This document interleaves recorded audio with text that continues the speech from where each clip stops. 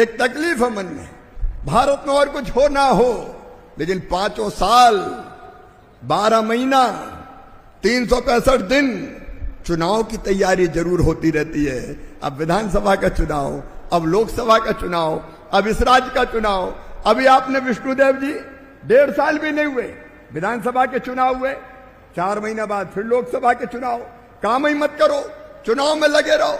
लोकसभा के चुनाव के बाद महाराष्ट्र के चुनाव, हरियाणा के चुनाव, जम्मू कश्मीर के चुनाव, झारखंड के चुनाव, वो निपटे तो दिल्ली का दंगल शुरू हो गया, उसमें केजरीवाल जी निपट गए।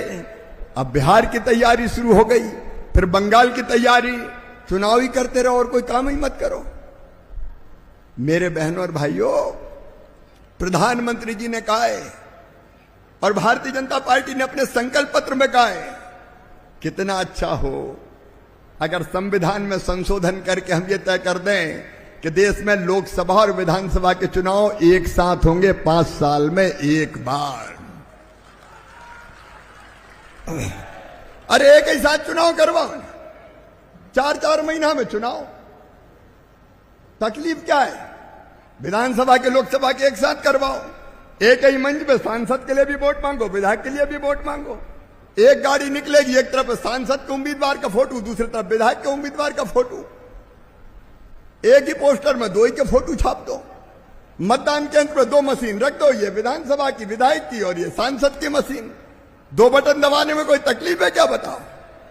कितना पैसा खर्च होता है देश का, कितना समय बर्बाद होता है, आचार संहिता लग जाती है, विकास के काम ठप हो जाते हैं, फालतू में धन खर्चा होता है और कार्यकर्ता बेचारे 4-4 महीना में एक बार पैम्पलेट लेके निकले, ये विधायक का चुनाव, 4 महीना में फिर जाओ तो लगे ये सांसद का चुनाव। परेशान हो जाते वोट मांग मांग के।